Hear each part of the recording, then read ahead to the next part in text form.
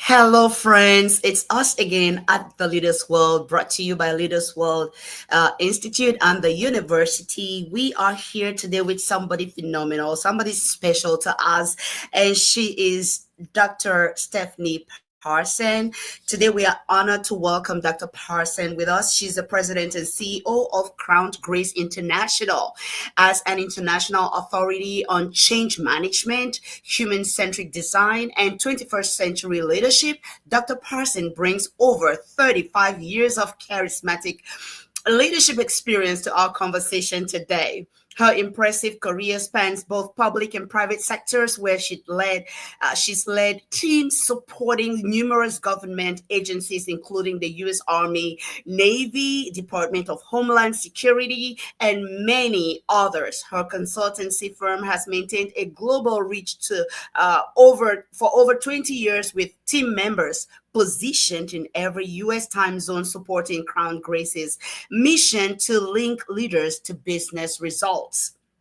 Before founding her company, Dr. Parson held executive positions at major organizations, including Walt Disney World, where, as vice president, she implemented their first strategic planning process and program management office. She also served as vice president and CIO for Parsons Brinkerhoff and led global IT infrastructure for Seagram Spirits and Wine Group, a decorated military veteran who served as an officer in the United States Air Force. Dr. Parson has coached hundreds of executives and conducted leadership development for thousands of professionals across the United States, Mexico, and Brazil.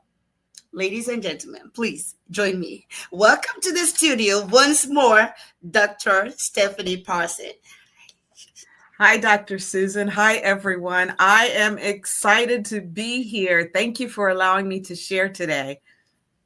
We are so excited to have you come return on the show.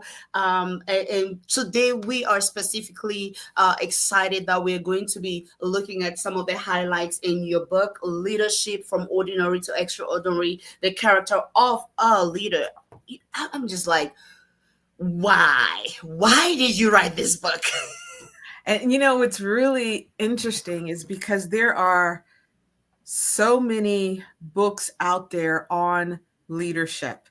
And I think there continues to need to be even more, because every time we have a shift in our atmosphere, a shift in our political structure, a shift in what business and thought processes are, we need to add a different element to leadership.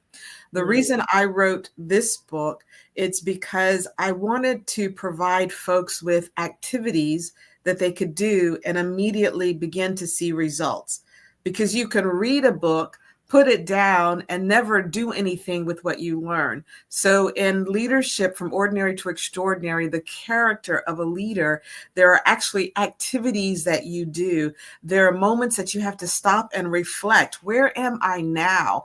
Where do I need to be? And what are some of the things that I can do to get there? Leadership is a journey. Trust me, every time I get the opportunity to work with another person, another leader, I walk away with something even more.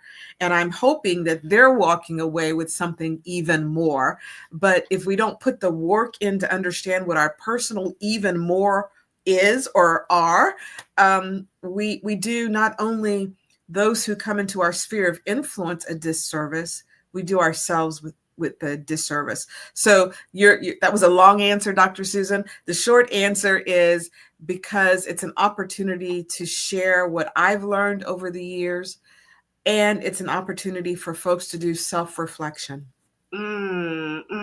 Self-reflection. When you talk about self-reflection, I'm thinking about, why is it so important for folks to be able to maybe lead themselves first? before, before attempting to be a leader over organizations and corporations and even other people, team members. Why is that so crucial? And you're right. Those are the 3 steps. You got to lead yourself before you lead teams. You've got to lead teams before you're given the honor of leading organizations. Here's the deal. If you don't know how to lead yourself, then you should not be given the honor to lead teams and definitely not organizations.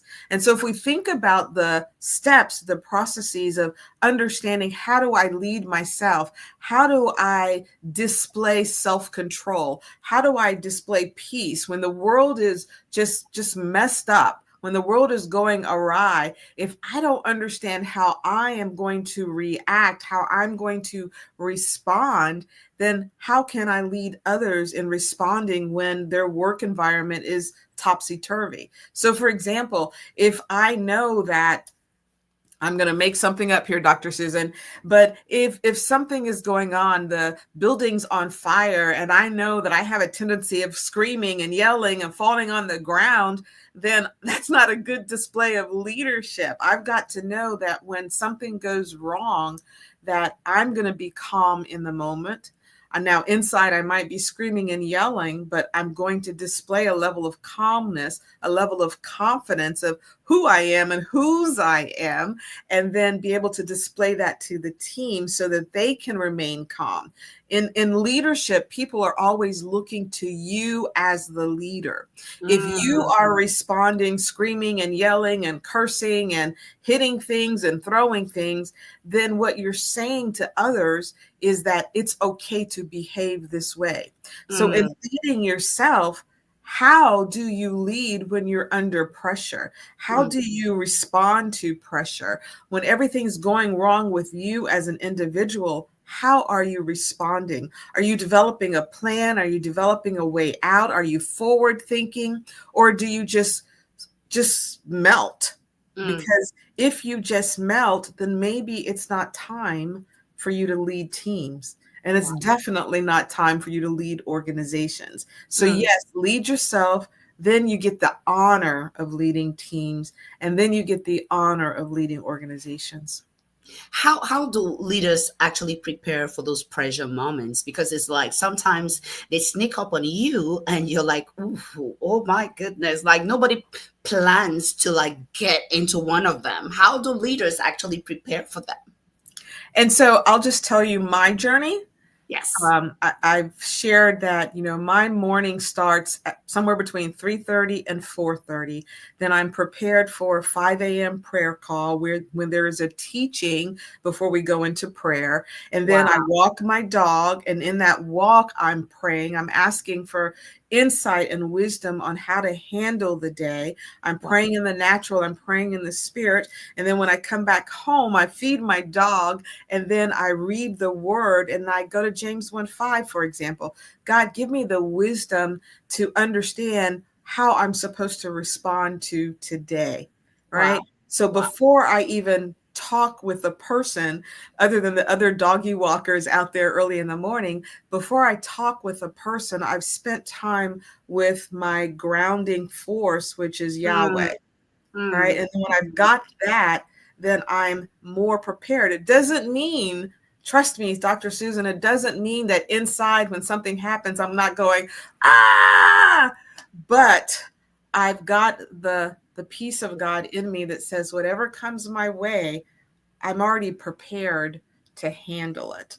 Right? And you're right. Gosh, I mean, 2 weeks ago, out of nowhere, we got slapped upside our head, and I from a company perspective, and I know that the folks were looking at me. Well, what are we going to do? What are we going to do? What are we going to? And I could just see the anxiousness in everybody, and it was like, okay, here's what we're going to do. Now, inside, I was going, are you kidding me? Right? But we've got to remain calm so the people around us can remain calm. And then here's the other thing. When you fly on an airplane, which I love this, they tell you to put your mask on first. Yes. Before you try to put it on someone else. And the reason that they do that is because if you're not breathing, you can't help anybody else. That. Yes. If you're not breathing, you can't help anybody else. Listen. Please share this. Okay. Listen, share this. Also, let us know where you're joining us from. LinkedIn, YouTube, Facebook, Instagram. Where are you joining us from? And I want you to put in the comments for me, please. Put so good, because Dr. Stephanie, listen, she's about to just through those spells, 35 years of leadership experience, international, different corporations. You want to let your friends know that something great is happening here and they need it. And we'll be right back. For your corporate and personal needs. Leaders World Institute, changing lives, one leader at a time.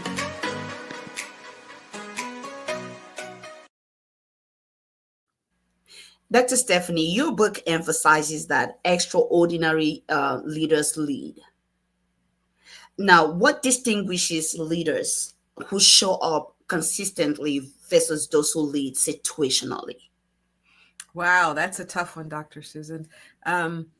Those who just show, and I'm going to give you a mixed answer, I think, because sometimes you are forced into leadership because of the situation. And, you might not even want to be a leader, right? But the environment around you forces you into being a leader.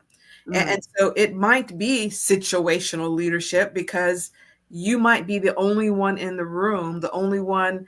And I'm thinking Dr. Martin Luther King Jr., right? Yes. If you look at him, and I used to think he was this big man until I was in the Atlanta airport and I saw his suit and I was like, wow, in my mind he was, right? But I believe that it wasn't that he was necessarily saying, I'm going to be the leader of the civil rights movement. I believe he and Malcolm X and others that were alive at that time, they saw a need and that leadership was pulled out of them. So there will be times when there is situational leadership because the situation requires someone to stand up. And that's another reason, Dr. Susan, I believe that we've got to know who we are and what we stand for before we're accidentally put in that situation to lead. Right.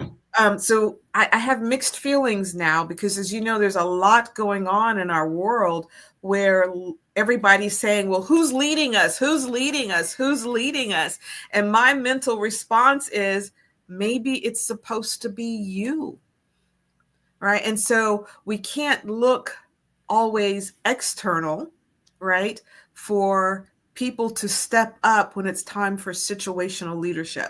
But again, you've got to be founded. You've got to be, you've got to know who you are and what you stand for. Because the saying is, if you don't know what you stand for, you will fall for anything and everything. So that's A of the question. Maybe that might not be the question that we were trying to get the answer to, but I'm just looking at the dynamics now, Dr. Susan, that you are everybody this, and I see some friends on the line. Thank you for being here. I see some new friends on the line. Thank you for being here.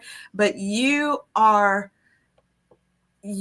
designed for such a time as this. You were created for such a time as this. So your leadership might be just in your household, your neighborhood. It might just be in your community. Sometimes we look for those large, huge positions of leadership, but it might just be leading on your block. Right? So from a situational leadership perspective, be prepared because the situation will come across you because you were created to lead. You were created to solve problems. If you think about the way that you got here, we start with Adam and Eve, and then all these people had to come together to get to you. Right. And I always share with people, I learned this from a pastor in Florida. I'm hoping we've got all adults on the line right now, Dr. Susan. Yes. So he said that, if you look at how a baby is created, the parents are swimming ferociously to get to that egg, and the one sperm that wins the race gets to the egg. And so already you are created as a winner. Already you are created as a leader. So that's the wrong answer maybe to situational leadership, but I want all of us to be prepared because We need leaders based on the situation. But don't look for the big platform. Look for the what's going on in my direct sphere of influence, right? And Wow. then what was the second part of your question, Dr. Susan? I went all over the place. I love how you go all over the place. That gives us room to like pick different pearls from different angles, and I just love it how you're going all over the place. And I talked about how do we because leaders, extraordinary leaders, they actually just lead. How do we distinguish between those who consistently and those who just lead maybe because it's convenient or just situationally? Yes. And so here's another, we're going to go down a rabbit trail. Please do that. I look at my life and I don't necessarily want to lead, right? I don't look for leadership positions, but I will quickly look around the room. And if no one is moving forward and it needs to get done, then I will step into it. I remember when I was in the Air Force, we had to redesign a software system. And our lieutenant colonel came in the room and he said, I need somebody to lead this project. And everybody looked down at their desk. And he said it again, I need somebody to lead this project. So looking down at the desk, I raised my hand. He and I weren't necessarily on one accord. And so he asked a third time, and all my peers looked down at the desk. My hand was up, right? Yes. And so I think we don't necessarily have to jump into being the leader, going back to what I said earlier. But if you're in an environment where you know leadership is required and no one is stepping up, but there's that burning in you that says this is too important to let it falter. Again, going back to what we said earlier, Dr. Susan, maybe you're the one to lead. So we've got situational leadership. We've got leadership of opportunity. I am leery, and this is just my personality, probably, Dr. Susan, so please push back. I am leery of the person that says, look at me, let me lead. It's like,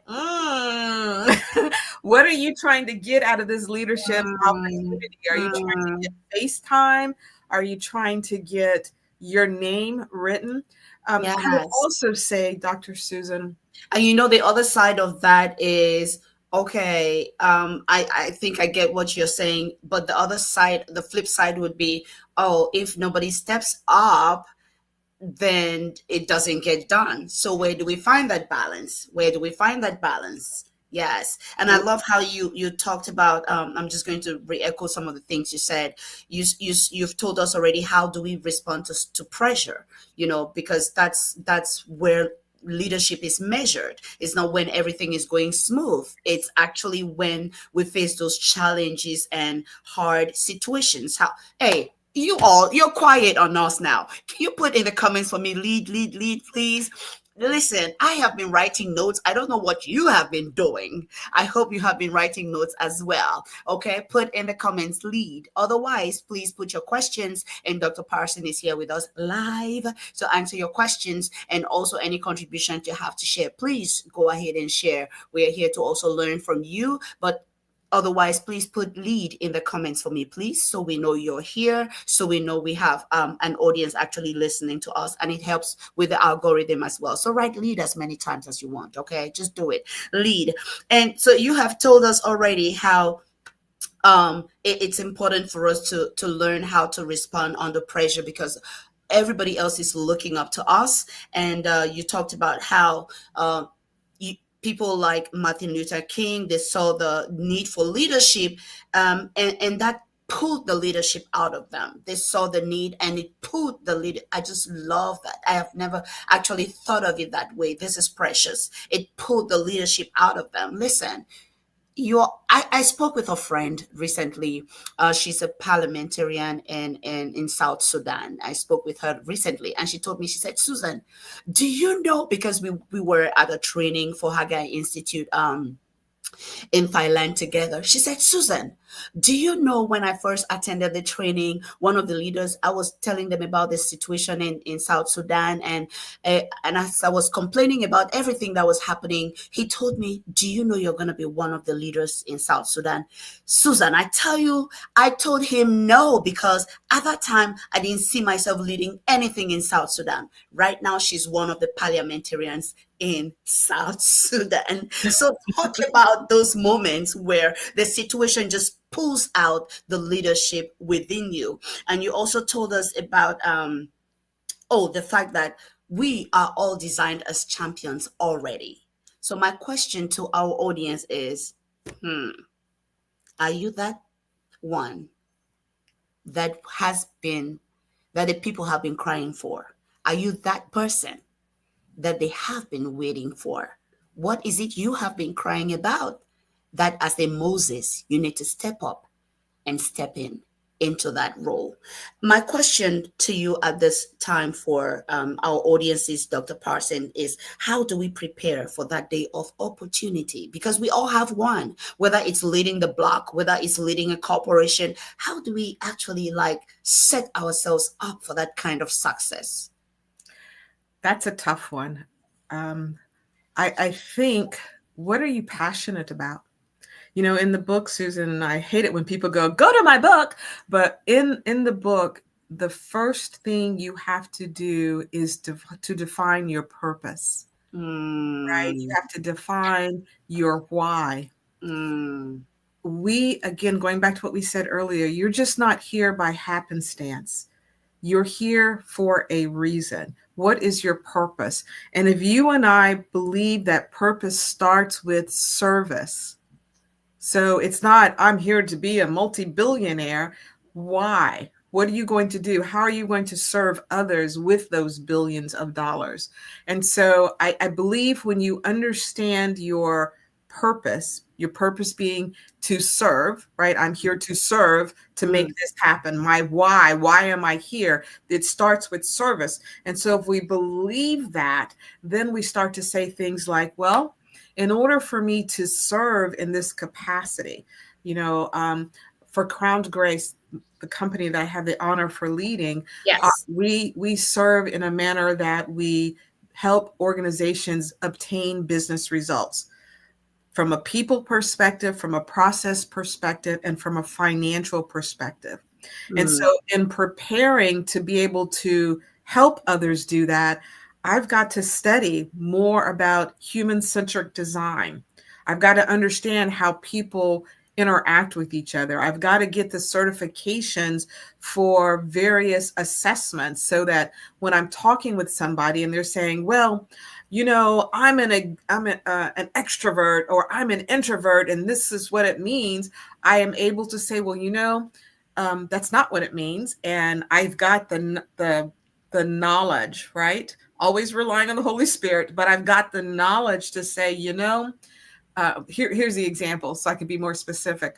I walked into a particular agency and everyone had their Myers-Briggs, right? Profile set up. Now I'm an INTJ, and there's a website called Human Centrics Metrics, I think. I have to look it up, Dr. Susan. I'll get it to you and you can share it with your readers, but you can take a free Myers-Briggs assessment, right? Metrics, I'll figure it out. But anyway, I walked into the office and everyone has their 4 letters, and a woman there, she was an INTJ, which I am. And she goes, well, it means I hate people. And I said, no. I said, no, that's not what it means. The I simply means you get your energy in smaller groups. And E meaning extrovert, you get your energy in being around larger groups. And she was adamant that she hates people. That's why she's an I. And so from a leadership perspective, I know that we are here to help individuals and organizations get business results. So I've gotten the training, I've gotten the certification in Myers-Briggs. I'm able to, in love, help her understand that no, that's not what it means. And by the way, you're all 16. It's just your preference is, right? And so going back to your question, Dr. Susan, I believe that we've got to understand our why, our purpose. Why are we here? It always starts with service. We're here to serve others more than we serve ourselves. Once we understand our purpose statement, then we can get the education, we can get the certifications, we can get the experience in helping others in that area of our purpose, right? But it's important, I believe, and I got this from Kevin McCarthy. It's important that when we define our purpose, we understand that it's to serve others. And what that helps from a leadership perspective is that if I'm here to serve others, then it's no longer about me. You know, we live sometimes in environments where it's me, it's me, it's me, it's me. If I don't get it what I need, then I'm not helping anybody else. But understanding your purpose says, I'm here to serve. And if we think about what's going on in the world today, if we come into a situation where we are here to serve, to help others, then we're going to get our needs met. I promise you, we're going to get what we need. We're going to get the finances we need, the people that we need. But we come in from, I'm here to serve you. Crown Grace is here to serve you, to get you to the desired business results. But it's not about me. It's about serving you, right? And so get the knowledge, get the insight, get the wisdom, but start with your purpose, your why, and then build your knowledge from there.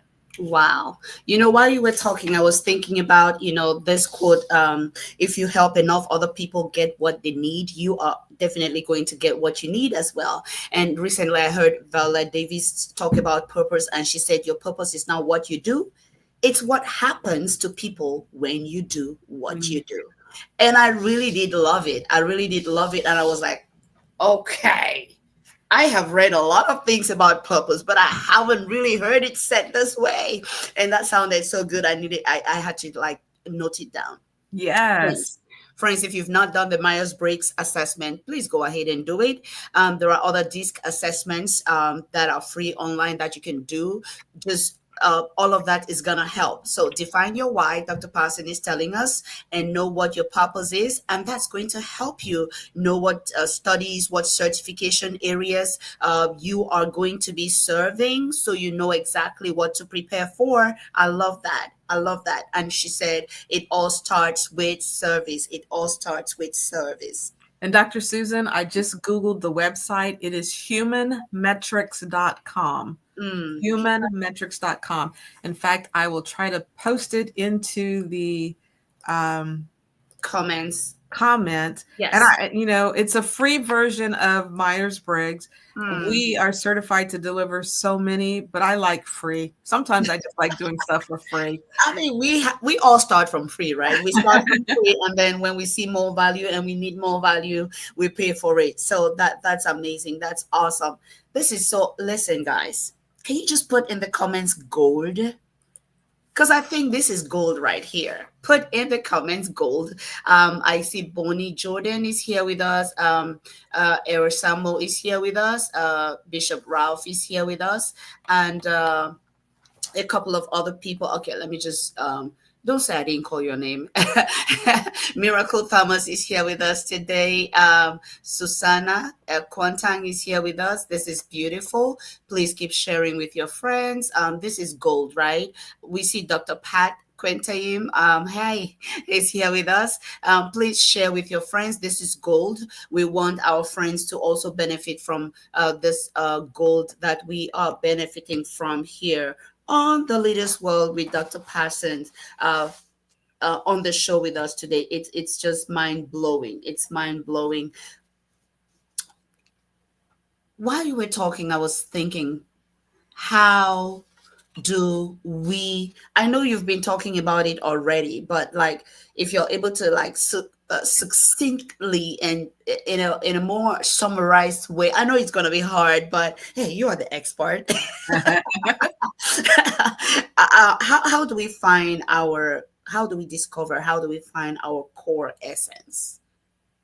That's a good because one. For us to be able to lead, we must lead from the core. We must lead from the centered place. How do we find that core essence? So, how do we find that core essence? Dr. Susan, I was able to put the website in the private chat, but not the comments chat. Okay, Um, that's fine. how do we find our core essence? Mm, I am going to, say, what are you passionate about? What mm, bothers you the most? What do you find joy in? What do you despise with a passion? mm, Right? mm, And all those things are going to lead to what's core in you. I would mm, also say, think about Dr. Susan, when you are under pressure, mm, when the world's just simply falling apart around you, mm, what comes out of you? Because that's going to tell you what's good in you and what areas you may want to work on. We've been, again, and I see some of the five aimers on the line with us today, and thank you for being here, five aimers. But we've been talking about, for example, self-control, mm, mm, right? How do you, still talking about core essence, but how do you control yourself mm, in all types of situations, when you're happy, when you're sad? From a empowerment perspective, we talk spiritually, mentally, physically, relationally, and mm, financially. mhm, What are your core values spiritually, mentally? What are you thinking about every day? In your quiet time, what are you thinking about? We understand that the things that we think and meditate on become our core values.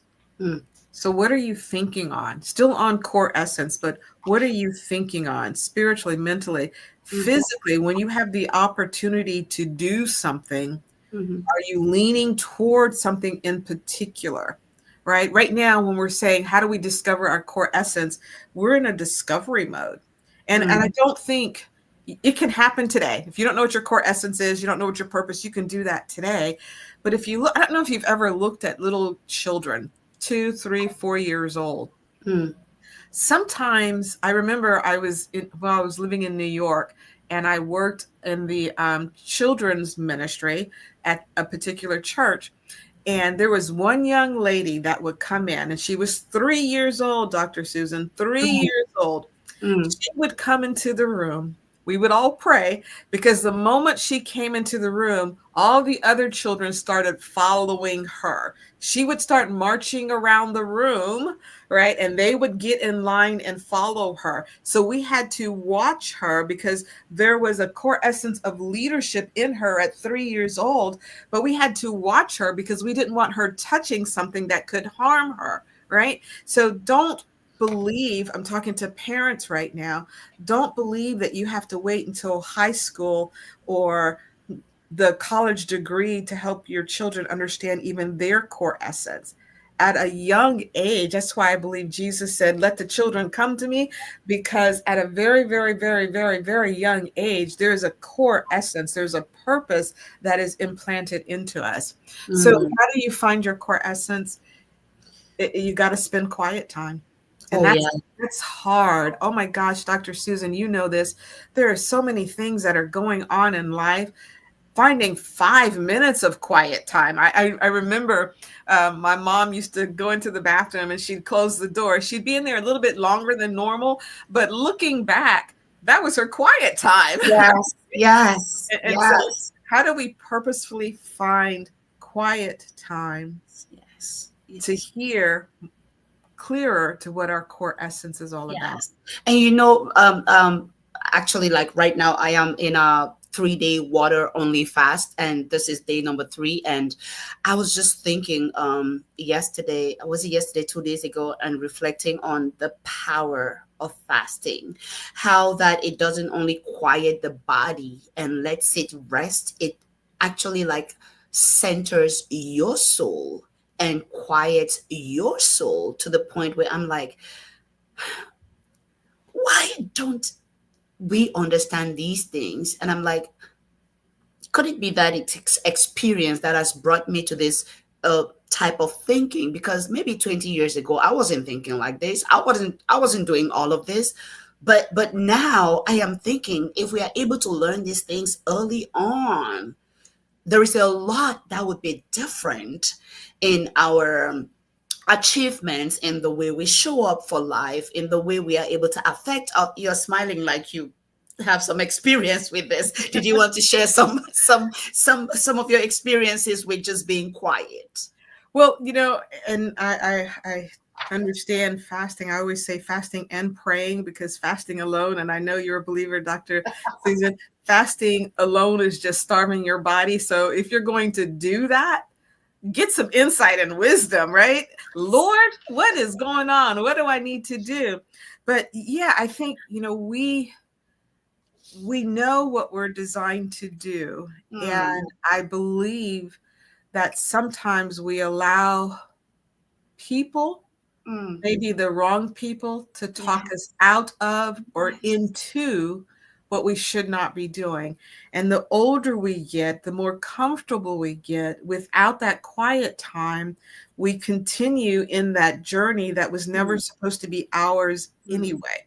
Right. And so the fasting and praying, and this is the hard part, because I share with parents, and I have a dog, so I've never had children. I have a dog, right? But don't be surprised that your child goes to college, gets a 4-year degree, gets out of college and says, I don't want to do what I studied, right? Because what they're learning is, okay, I did all that learning, I got the degree, and I'm a firm believer in education and degrees, but this is what I'm called to do. For many of us, I would say, and I'm a baby boomer, we were taught, you graduate from high school, you either go into the military or you go to college. For women, when you go to college, make sure you're keeping your eyes open to get married, right? And then once you graduate, you get married, then you have children. And then once you have children, you got to balance the children and the work. And so all these things were for baby boomers. I'll just say baby boomers. They were pre-programmed into what we were supposed to do. And if you look at society now, and you have so many people that are constantly changing careers or just quitting, or they have made it. They've climbed that ladder. They're at the very top, but they've had 7 different marriages. They've got children all over the place. They're even, there was a guy on CNN, and outside looking in, he's the one that was going around the world looking at different types of foods. Outside, we're like, wow, he has the best job. He gets to go to different countries. He gets to try all these different foods. And what happened? He committed suicide. We look at the comedian. Somebody help me. He played Mork on Mork and Mindy. Robin, okay. Yeah. But we looked outside looking in. He was all smiling and making everybody happy. But inside, he was crushed, right? And so that's why I say, let's look at our children. Yes, get the degrees. Yes, get the education. Yes, get the certifications.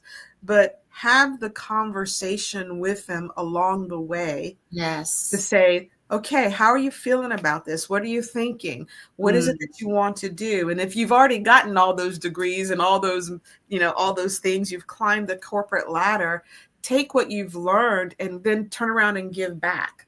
Yes. Right? Because there's nothing wrong with the journey that we took. Yes. I would never say that. What I am saying is we can now, as leaders, look back and help others and even identify. We can talk to our sons and our daughters and say, I remember that feeling. I remember those pressures. Let's talk about how you're actually feeling and listen. Wow, this is so beautiful. If you have any questions for Dr. Parson, she's here with us. Please go ahead and put it in the comments. Listen, this is gold. Keep sharing to your groups, WhatsApp groups too, right? And please put in the comments for us extraordinary, because this is really good, and we'll be right back. For your corporate and personal needs. Leaders World Institute, changing lives, one leader at a time.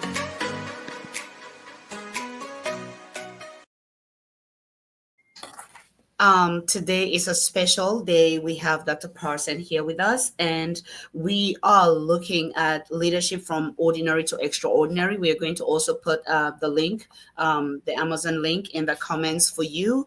You have the author right here with you, right? So you want to ask whatever questions you might have at this time, because Dr. Parson is here with a wealth of experience to share with us. Talking about experience, doctor, like, talk to us about unlearning to relearn. Talk to us about unlearning to relearn, and how that actually, how that matters in our leadership journey, because some of our audiences are rising leaders, some are quite accomplished leaders, but where do we find that space, and how is it important to unlearn to relearn? So my background is information technology. I started out by using, and this will tell my age, Dr. Susan, but in order to write software, you actually had to punch holes into cards, take your cards and hope that you don't drop this 500 cards that you have in your hand or box, take them to a particular location, put the cards in a card reader and turn the card reader on, and then the card reader would read the code and then transfer that information into the computer. Wow. I don't need to do that anymore. No more. Right? So I need to unlearn how I used to do software development to how I do it today. So that's a technical version of learn and relearn. Now, I could be stuck in carrying my cards to the card reader, which you'd have to go to a museum to find, right? I could be stuck in that dynamic, or I could simply say, you know what? I'm going to go learn how to code in today's environment. Yes. Right. And so in anything that we do, and my favorite one is, I've always done it this way, I'm not going to change. All right. I actually had one of my leaders, I was at the vice president at an engineering firm. He was a engineer, and we were introducing software packages to help them design airports quicker and faster. And he said, I have always used my slide ruler. I am not going to use anything else. Okay.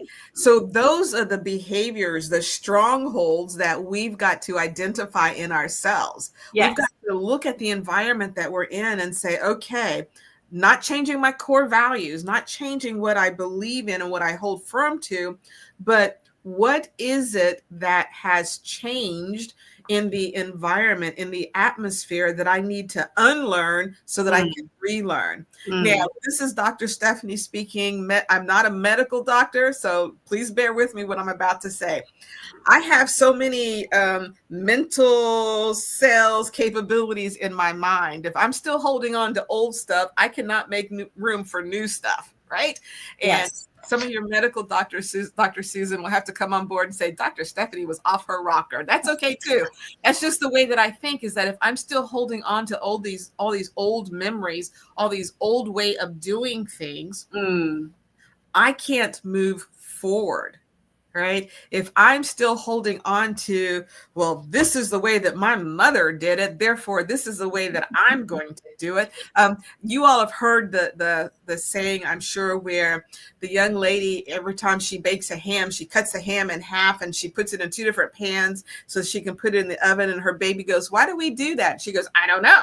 And she goes, let me ask my mom. And mom says, I don't know. That's what my mother did. And she goes back to her mom. She said, Mom, why do we do that? And mom says, because our stove was too small. We had to cut it in half and put it in 2 different pans. Right. So we have to understand those old behaviors, those old beliefs, and then get to something different. So we have to unlearn and be okay with it. I promise you, whatever you're letting go, old behaviors, old knowledge, old insight, old ways of doing things, when you learn the newer way, for example, artificial intelligence, right? AI Yes. We took our entire company and we ensured that they got certified in artificial intelligence. Hold on, guys. Listen, Can you all just put AI in the comments? If we can have 10 AI in the, because listen, this thing has come to stay. Okay, it has come to stay. And okay, I don't want to say what I saw someone talking about. Unfortunately, that was in Africa. Somebody was talking to some people, and it was in a church, and she was telling everyone, "Oh, it's a demon. Don't mind the fancy name they gave it, AI. It's a please put AI in the comments right now, okay? Because Dr. Stephanie, go ahead. Just talk to us." Well, let's take that on the rabbit trail. When television came out, right? We as believers, we kept saying, "Oh, television is the, what is, I guess, the red-eyed demon," right? And so we as believers, we backed away from television. So who did we give room to take over television, right? Yes. And so same thing with artificial intelligence. In everything that you're using right now, there's an element of AI in it. And so if you're not getting that understanding of artificial intelligence, you're leaving yourself behind. In fact, I've met two young ladies, and they both have schools. They're here in Maryland, but they have schools like you all do in some of the countries in Africa.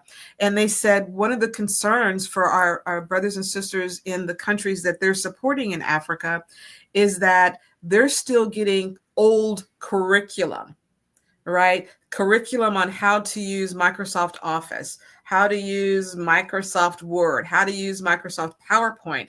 But the rest of the world is looking at artificial intelligence. They're looking at chip manufacturing. So what these two ladies and I talked about is that, so our children, and I claim everybody else's children, that's just me. So our children are not being prepared for the marketplace. So we're starting automatically behind, right? And even going back to the scenario, I can't take these punch cards in today's environment. I have no place to put it, but I've got to understand artificial intelligence. Yes. And so I'm in agreement with you, Dr. Susan. We got to get it. We got to get on board from an artificial perspective. That didn't answer your question, but we took everybody. It did. Excellent. On learning to relearn, and I'm looking at page 49 of this book. And you wrote there, you said, what did you say? You said, as an extraordinary leader, you embrace change. You are a change agent. As an extraordinary leader, you are able to adjust to change as long as it doesn't go against your core essence. Yes. Guys, you need to get a copy of this book and read it for yourself. And I also like something you wrote on page 21. You said, leadership is a privilege and not a right. In a society where positional leadership is celebrated in some cultures a lot, what's your take on what you said? Like, could you elaborate more for our audiences about leadership being a privilege and not a right? I go back to, if we look at leadership from a service perspective, oh my gosh, there is honor. I tell my leaders of leaders, I am honored that I get to be the leader of leaders of Crown's Grace. I'm honored that they trust me enough, that they believe in the vision enough, that they're not worried about the things that are at my level, because they know that I'm going to take care of it as much as I can. So there's a privilege to that. It's not, again, I was an Air Force officer, which means, I automatically, because of the bars on my shoulders, right?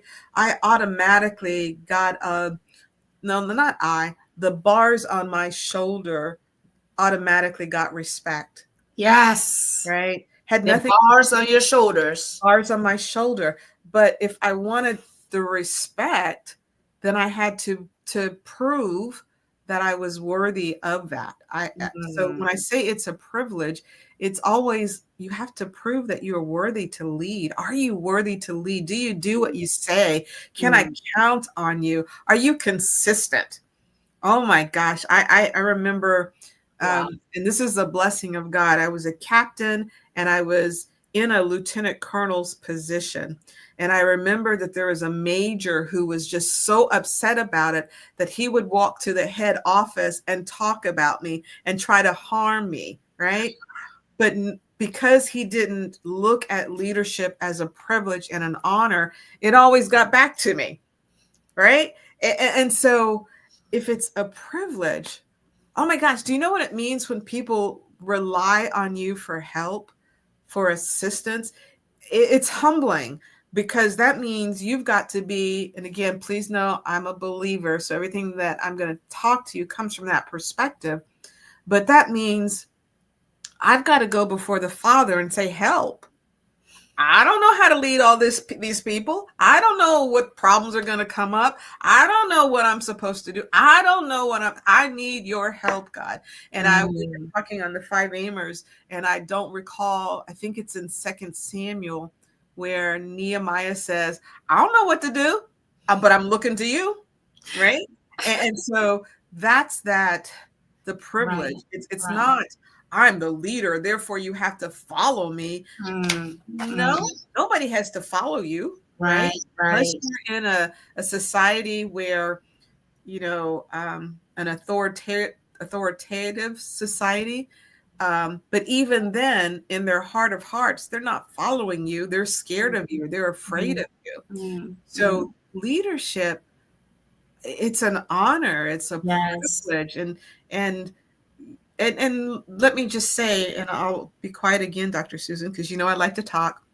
In that honor and privilege, you've got to understand not everyone's going to appreciate your type of leadership or the fact that you are in leadership. And so when I talk about the privilege of leadership, I believe there also is a protection of leadership that's required, right? And that's why it can't be about you. The word says God puts people in leadership positions, and he also pulls them down. When you make it all about you, I think you make yourself a target to be pulled down. But when you make it about the purpose, the plan, the essence of the moment, of what you've been called to do, of what you've been created to do, he's going to continue to give you more information. And he's also going to give you the strength to be the leader. This is so good. This is so good. While you're talking, I'm reflecting on this. We had a training. We had a training of leaders, and one of the participants said, "Why is it that unfortunately many African leaders, when they leave their positions, the people want to put them in prison? When they stop being president, the people are looking to harm them, to put them in prison." And then I said, okay, let's look at Nelson Mandela, for instance. I said, you all know Nelson Mandela. When he stopped being president, how many people sought to take him back into prison? And then I said, and just to take it further, let me push it further. If Nelson Mandela rose up at any time in the world and made a statement about something he wanted to do or a move he wanted to initiate, even though he wasn't president, he didn't have the title of president any longer, how many of you know that millions of people would have still followed him? And then I said, I hope that answers your question in a way about why we are experiencing what we are experiencing. And what you said about, making it about you and people wanting to pull you down because you're making it about you. I think this is just crucial. You said something in your book as well. Oh my goodness, Dr. Parson, you can't imagine. The time is, would I say against us? Dr. Susan, what you just said is so phenomenal, because think about that. Nelson Mandela went from prison to leadership. Yes. That's not leadership to prison. And so when you were saying that, I was thinking, Oh, that's a book, right? Prison to Leadership, not leadership to prison. Oh my gosh. That sounds Wow. so good. That sounds so good. Hey, can somebody put in the comments so we don't forget this? From prison to leadership, not leadership to prison. Because I think Yeah. so many people need to hear this. Someone needs, listen, if you're going to write a book, please do that book. From leadership, from prison to Prison to leadership, not leadership. from leadership to prison. Please put it in the comments for us. Put it in the comments. And I also like how you speak in the book and you talk about you said leaders don't get too big for their britches. How do we maintain humility in positions of power, in positions of authority? How do we even do this when everybody is applauding us, everybody is praising us? Like, not too many people are even able to tell us our weak sides. Not too many people are able to tell us, we think this is not working. How do we maintain that humility, and why should we? So in the book, it talks about inner court, outer court, and holy of holies. The people that are Mm, in your holy of holies, and it's not a lot of people. That's why I kind of laugh at Facebook, because people go, well, I've got thousands upon thousands of friends. No, you don't. All right. Because it's those people in the holy of holies. Look at even how Jesus rocked when he walked on the earth. He had the masses, he had the 12 disciples, but he had the three. Right. And so yeah. who are your 3 to 5 people that are in your holy of holies? Because they should Mm, be able to tell you that, no, what you said was foul. You spoke to that person over there and that was just wrong. And you have to mm, be able to receive that. That's part one. Make sure you have a group of people around you, not the thousands of people. I'm talking people that know you, that can speak truth to you. I just mm, discovered what the term truth to power meant. I will tell you, for years, I was like, God, I don't understand what that means. I don't understand what that means. And then one day it was like, oh, people that are in power need to hear the truth, right? So you need people around you that can speak truth to you, to tell you when you've done well, but more importantly, tell you when you've not done well. And that mm, you can bounce some ideas off that you can be completely transparent with. And I, by design, I shared with you guys, I'm an introvert, so I don't have thousands upon thousands upon thousands of friends. But I do have folks, when they say, you messed up, I don't go, no, I didn't. I did it. I don't. It's like, okay, I guess I messed up then. Let me act on it, right? Let me do what I need to do to clean that up. So that's the one thing. You've got to be able to hear the truth. And I even have one of my leaders, leader of leaders, one of our core values is being the first to tell the truth. mm, And something came up and I wasn't the first to tell the truth. And so one of my leaders of leaders, he had to do it cautiously, but he goes, one of our core values is being the first to tell the truth. And we weren't the first to tell the truth in this situation. And he was right on target. And he was scared to tell me this. I know. But what it did is like, oh, she does consider me a leader of leaders. She does respect what I say, and she's going to hear and she's going to do course adjustments, and she wants my recommendations. So look mm, at all those things from a leadership perspective that occurred, and him being able to correct me. Small mm, group of people should be able to tell you that your stuff stinks. Guys, who is your small group, right? Who is in your small group? Can somebody put in the comments small group? We need to remember these things, right? Please put in the comments small group. Who is in that holy of holy circle for you? This is so important. And Dr. Parsons is here dishing out gold. And listen, you have to come back and watch this. It's going to be on YouTube. Facebook has this thing, after some days they delete it, but it's always going to be on YouTube for you guys. Dr. Parson, listen, I'm just like, what should I ask her? Because we have 1 more minute, right? We have 1 more minute. Guys, do you have a question? We just have 1 more minute. Go ahead and do that. Um, okay, let me ask this one.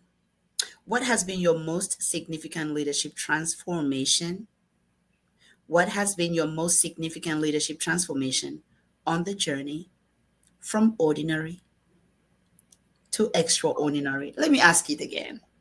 What has been your most significant leadership transformation on the journey from ordinary to extraordinary? Oh gosh, I got to answer it in less than 30 seconds. I would say that You, every time listen, you can go for the next 5 minutes. I okay. just want to be respectful of your time and our audience's time as well. So I think it is every time I get to the top of a ladder, I'm at the bottom of another ladder. Mm. Right. And so if I look at my journey, every time I think I'm here, I look around, it's like, no, there's another ladder. I'm at the bottom of a newer ladder. And so the experiences that I have, the journeys that I have, the growing that I do, it's every day.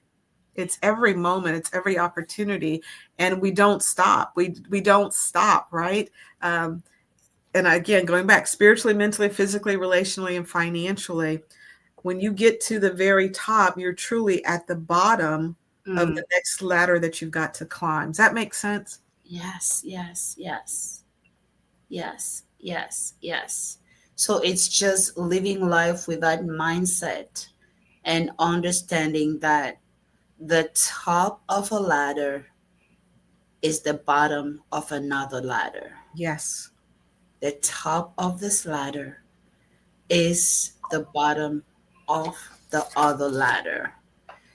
And ladies and gentlemen, it's that time. Dr. Parson, there are people that are going to come watch this just because they saw you on the show, or they're going to be meeting you for the first time. What are your words to them at this time? I would say, going back to what you asked, Dr. Susan, leadership is a privilege. And as long as we keep that in our heart of hearts, our core essence, then you're going to be okay as a leader. The second thing I would add, just wrapping up what we've talked about, Dr. Susan, and again, I'm so appreciative to the Leaders World for having me back. But going back to what we said earlier, be okay with where you are, but don't stay there. Look for opportunities in your household, in your neighborhood, in your community. There is something that needs to be done. Right? And don't be afraid to raise your hand, because you're going to have, like I did, you're going to have so many people with their head down. I'm too busy. I don't have enough time. I don't have enough money. There are so many reasons to not lead, but one step at a time, one little bit at a time. Just do it. What is that Nike saying? Just do it. And then I think the final thing that I would share is that we need you to lead. We need you to lead. If we look at, one of my core values is leaving a thumbprint behind. And I think we talked about that before, Dr. Susan, on the last podcast. But I don't have to change everything if I just do my little part, leaving my little thumbprint. I'll put my thumb to the camera here. If I leave my little thumbprint in an area, in an environment, and then you follow me or I follow you, and then another person, let's see, Pat then comes and leaves Pat's thumbprint, and then who else do we have here? Susan, we've got Dr. Susan. I see Bonnie and Miracle and Hedron, and everybody is leaving their thumbprint in that particular environment. Wow, what a different world that we are going to have. And then I'm going to end it, Dr. Susan, by saying I am so honored and thankful for you, your husband, who is my hallway mate. We meet in the hallway sometimes. And I'm also appreciative to Leap for being here. 5 Aimers, thank you. And your global audience. Thank you, thank you, thank you so very much. And if you do purchase the book, send Dr. Susan a copy of the receipt, and we'll figure out, Dr. Susan, how Crowned Grace can feed into the leader's world. So purchase the book, send Dr. Susan the receipt. She's going to send it to me, and that's just going to be our thumbprint on the leader's world. Thank you. Wow, wow, this is amazing. Okay, so this is where we are, and I think thank yous are in place at this time. It's been amazing. It's been wonderful. We are saying thank you so much, Dr. Parson, for choosing to hang out with us today. And it's on that note, ladies and gentlemen, that we are wrapping up this episode of The Leader's World, and we'll see you in the next live. For your corporate and personal needs. Leaders World Institute, changing lives, one